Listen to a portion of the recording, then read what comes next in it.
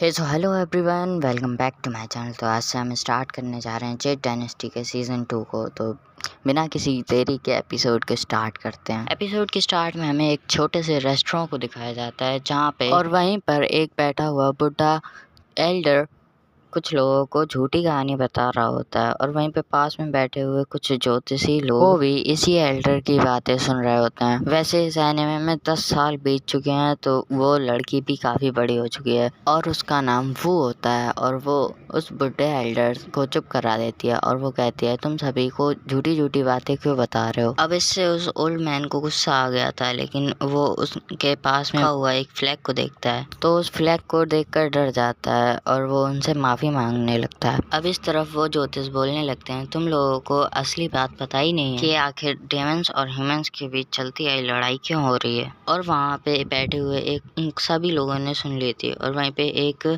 आदमी बैठा हुआ था, उसने उस उत्सुकता से पूछा कि आखिर आपको पूरी स्टोरी पता है क्या। तो जिस पर वो कहते हैं कि हाँ मुझे सब पता है। और इसके बाद वो बुड्ढे बताते हैं एल्डर के ये सारी बातें ज़ाओ फेंग से जुड़ी हुई हैं। पहले वो ज़ाओ फेंग को इंट्रोड्यूस करते हैं और फिर कहते हैं कि उसके पास एक ट्रेजर था जिसके अंदर काफ़ी ज़्यादा डेविलिक ऑरा और एनर्जी थी।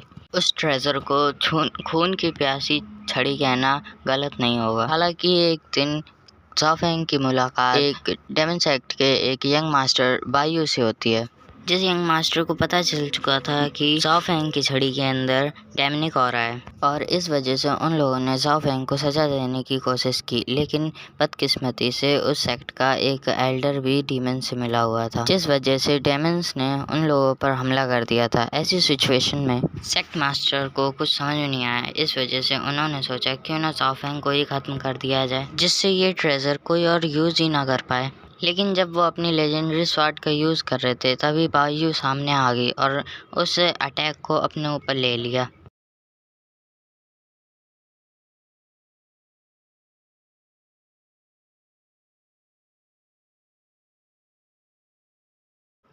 जिसके बाद वो एल्डर बताते हैं बायू को बचाने का खाली एक ही रास्ता है, लेकिन वो बहुत ही मुश्किल रास्ता है।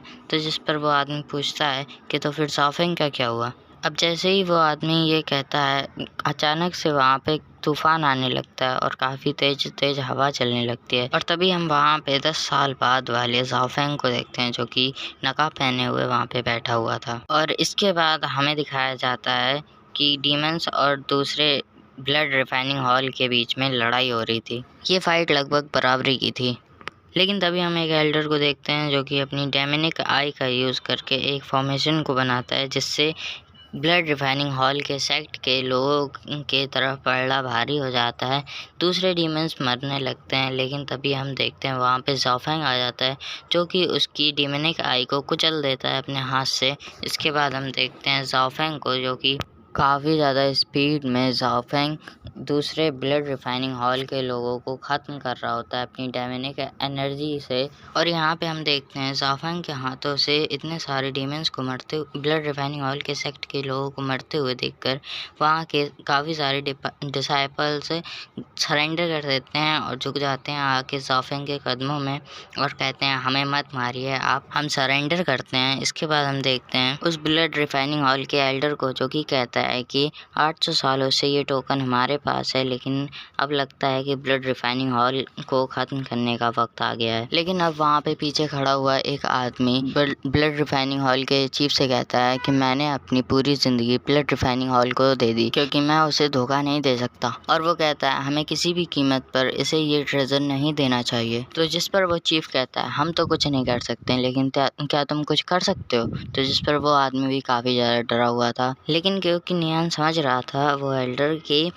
सिचुएशन कैसी है, इसलिए वो उस टोकन को उसी बंदे को देकर कहता है कि ये लो, तुम अगर बचा सकते हो तो बचा लो ब्लड रिफाइनिंग हॉल को। लेकिन अब वो आदमी उस टोकन को लेकर पीछे हटते जा रहा था डरते डरते और कहता है कि अगर तुम्हें मुझे मारना है तो मार दो। और वो आदमी इतना डरा हुआ था कि उसने अपनी आंखें ही बंद कर ली थी। और जब वो अपनी आंखें खोलता है तब वो देखता है कि ज़ाओफेंग उसके काफ़ी ज़्यादा करीब खड़ा हुआ है और इस चीज़ से वो काफ़ी ज़्यादा डर गया था। और जिस पर ज़ाओफेंग कहता है, क्या तुम मुझे मारना चाहते हो? तो जिस पर वो और ज़्यादा डर गया था और वो कहता है, अगर तुम्हें मुझे मारना है तो मार दो, लेकिन मैं ये सील तुम्हारे हाथ में नहीं दूंगा। और अब ज़ाओफेंग कहता है कि मैं तुम्हें नहीं मारूंगा क्योंकि इससे मुझे कुछ नहीं मिलने वाला। और ज़ाओफेंग कहता है, और ये बात तुम भी जानते हो, अगर तुमने मुझे मार दिया तो डेमन किंग तुम्हें मार देगा।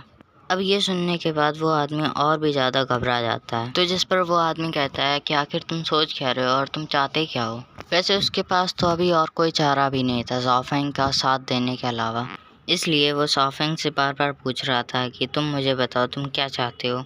और अब वो इसके बाद ज़ाओफेंग के पीछे भागता है। और अभी ज़ाओफेंग बायू से मिलने जा रहा था, इसलिए वो रास्ते में जब किंगयू सेक्ट से निकलता है तब वो अपने स्टिक से उड़ के हुए जब जा रहा होता है तब उसकी स्टिक से निकलते हुए डेमनिक एनर्जी को महसूस करके वहाँ का जो प्रोटेक्टर गार्डियन था वो काफ़ी ज़्यादा डेवलिक मूवमेंट करने लगता है और अपने इस एक्ट को डिस्ट्रॉय करने के लिए एक वाटर बॉल बना लेता है। लेकिन तभी वहाँ के कुछ डिसाइपल्स अपनी पावर का यूज़ करके उसको रोकने की कोशिश करते हैं और वहीं पे एक स्वॉर्ड्समैन वाला लड़का अपने स्वॉर्ड से उसको फ्रीज़ करने की कोशिश करता है, लेकिन वो नहीं संभलता है। तभी वहाँ पे एक और सीनियर डिसाइपल आ जाते हैं जिनका नाम सीनियर बायू होता है और वो अपनी स्वॉर्ड की यूज़ करके उस वाटर बॉल को फ्रीज़ करके उसको टुकड़े में बाँट देती हैं। इसके बाद ज़ाओफेंग जैसे ही वहाँ से निकल जाता है वो गार्डियन ड्रैगन शांत हो जाता है और मिस बायू उसको ग्रीट करके नीचे आने लगते हैं, लेकिन वो ड्रैगन पहले नीचे चला जाता है। इसके बाद बायू भी नीचे आ जाती हैं। जैसे ही वो नीचे आती हैं तो जिस पर सीनियर लूवी कहते हैं कि आज ना जाने गार्डियन को क्या हो गया था। वो वैसे तो ऐसे गुस्सा नहीं करते थे और यहाँ पे हमें सीनियर बायू भी दिखाई जाती हैं जो कि काफ़ी ज़्यादा हैरान लग रही थी क्योंकि उनको भी पता था कि वो ड्रैगन ऐसे ही गुस्सा नहीं होता है। और अब इसके बाद सीन चेंज होता है, हम ज़ाओफेंग को देखते हैं जो कि उसी गुफा में आ गया था जहाँ पे बायू की बॉडी को रखा गया है। और ज़ाओफेंग यहाँ पे बायू से मिलने आया था क्योंकि वो उससे काफ़ी ज़्यादा प्यार करता है और वो कहता है, बायू देखो मैं आ गया तुम्हारे पास फिर से। इसके बाद वो बताता है कि वो डेमन किंग से मिलने आया है और वो आज सुबह की बात भी बताता है कि क्या हुआ आज। लेकिन फिर वो बताता है कि वो डेमन किंग से इसलिए डेमन किंग के साथ काम कर रहा है क्योंकि ताकि वो उस चीज़ को ढूंढ सके जिससे बायू को बचाया जा सकता है। और यहाँ पे हम ज़ाओफेंग को काफ़ी ज़्यादा दुखी देखते हैं और वो कहता है, क्या तुम्हें वो दिन याद है जब हम पहली बार मिले थे? और अब ज़ाओफेंग कहता है कि मैं उस दिन को कैसे भूल सकता हूँ और तुम्हें तो मुझसे ज़्यादा वो दिन याद होगा। इसके बाद ज़ाओफेंग कहता है कि सब कुछ बदल चुका है, कुछ भी पहले की तरह नहीं रहा, बस सेम हो तो तुम।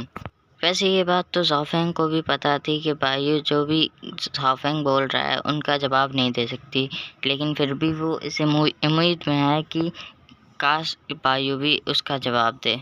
इसके बाद हमारा सीन शिफ्ट होता है, हम देखते हैं एक और लेडी को जो कि बायू की आंटी भी उसकी बातें सुन रही थी। वैसे उसकी ध्यान उसकी बातों पे नहीं था। वैसे वहाँ पे एक और आदमी आता है, वो कहता है कि सेक्टर लीडर तुम्हें बुला रहे हैं। वैसे बायू की आंटी उस इंसान से कहती हैं कि ज़ाओफेंग जब भी आता है वो बायू से मिलने के लिए ज़रूर आता है। तो जिस पर वो आदमी कहता है तुम्हें उस पर ज़्यादा ध्यान नहीं देना चाहिए, भले ही वो बायू को पसंद करता है लेकिन सेक्ट लीडर भी उससे संभल कर बात करते हैं क्योंकि उनका मानना भी यही है कि ज़ाओफेंग के अंदर अभी भी डेमन्स के खिलाफ हेट्रेड्स बढ़ी हुई है।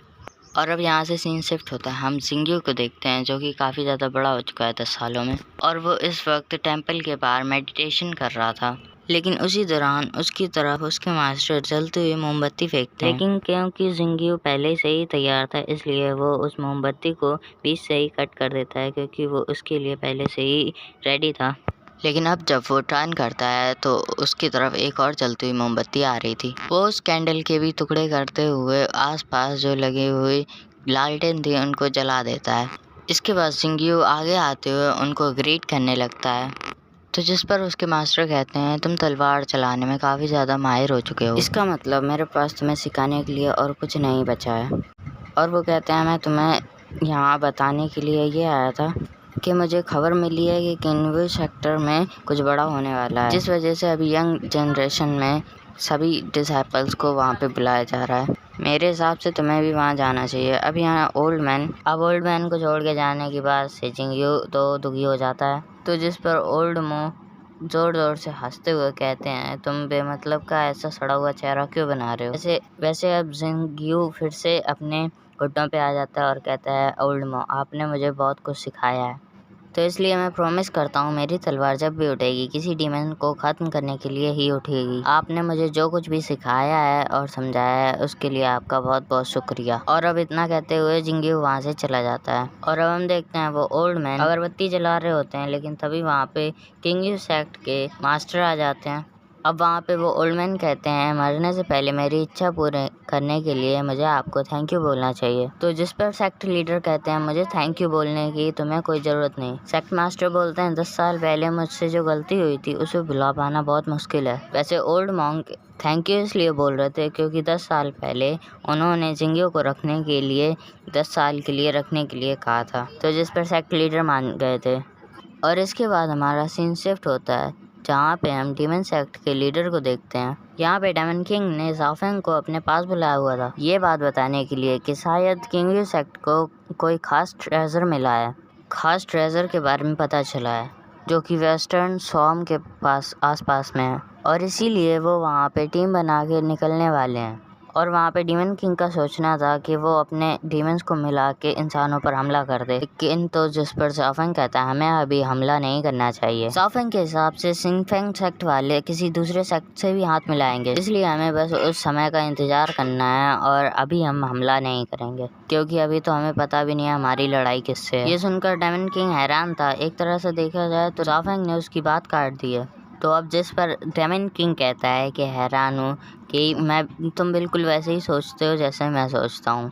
तो जिस पर ज़ाओफेंग कहता है, मैं पिछले 10 साल से आपके साथ हूँ और इस दौरान मैंने आपसे कई सारी चीज़ें सीखी हैं, और वैसे भी आप बहुत समझ बूझ के डिसीजन लेते हो। तो जिस पर डेमन किंग कहता है, कमाल है, 10 साल में तुम्हारी सोच बिल्कुल मेरी जैसी हो गई है। और अब डेमन एम्परर नीचे आते हुए ज़ाओफेंग को एक लेटर देता है और कहता है, मैंने कुछ लोगों से बात की है, वो तुम्हारी बात मानेंगे और तुम्हारा साथ देंगे, इसलिए मेरे हिसाब से तुम्हें वहाँ से निकल जाना चाहिए। वैसे यहाँ पे शायद उसी जगह की बात हो रही जहाँ पे वो ट्रेजर है। अब ज़ाओफेंग तुरंत ही उस लेटर को ले लेता है और वहाँ से जाने लगता है, लेकिन तब डेमन किंग उसे रोकते हुए कहते हैं, तुम इतने समय से हमारे साथ ही रहते हो लेकिन फिर भी तुम हमें डेमन्स मानते हो। तो जिस पर ज़ाओफेंग हंसते हुए कहता है, मैंने बहुत से लोगों को यहाँ पे देखा है और यहाँ पे बहुत सारा खून खराबा भी देखा है, और आप ही बताइए ऐसी जगह को अच्छा कैसे कहा जा सकता है। तो जिस पर डेमन किंग कहते हैं, शायद तुम भूल चुके हो, तुम बचपन में ही खून खराबा देख चुके हो, और अब तुम ही बताओ क्या वो लोग तुम्हारे लिए डायमंड्स हैं। तो जिस पर ज़ाओफेंग कहता है, मुझे ये सब नहीं पता, और ये कहते हुए वो वहाँ से आगे बढ़ जाता है। और अब हमें किन्वू सेक्ट दिखाया जाता है जहाँ पे डिसाइपल्स इकट्ठा हो रहे होते हैं। यहाँ अभी हज़ारों के रूप में डिसाइपल्स मौजूद थे, और जब सारे डिसाइपल्स आ जाते हैं तब तो अब सेक्ट मास्टर बताते हैं, हमें एक मिस्टीरियस ट्रेजर के बारे में पता चला है जो कि वेस्टर्न स्वॉर्म में है। वो कहते हैं कि कुछ अच्छे लेवल के डिसाइपल्स वहाँ पे जाएं क्योंकि वहाँ पे डायमंड्स भी आने वाले हैं उस ट्रेजर को लेने के लिए। वो सभी से कहते हैं कि हमें किसी भी कीमत पे उस ट्रेजर को उनके हाथ में नहीं लगने देना है, और इस चीज़ में हमारी मदद क्लैनियन टेम्पल के कुछ मॉन्क्स और दूसरी वैलीज के डिसाइपल्स भी करने वाले हैं। जिसके बाद हम बाहर देखते हैं जहाँ पे तियानलिंग टेम्पल के कुछ डिसाइपल्स आना स्टार्ट हो गए थे, और इसके लास्ट में हमें ज़ाओफेंग को भी दिखाया जाता है जो कि उस ट्रेजर को ढूंढने के लिए अकेले ही निकल पड़ा था। लेकिन अब इसी के साथ इस पार्ट की एंडिंग यहीं पर होती है। थैंक्स फॉर वॉचिंग, और सब्सक्राइब कर लीजिए क्योंकि काफ़ी सारे लोगों ने नहीं किया है, और हाँ मेरी दीदी ने सराउंडिंग दी हेवंस को स्टार्ट किया है तो उसको भी सब्सक्राइब, और इसके नेक्स्ट एपिसोड भी जल्दी आ जाएंगे। तब तक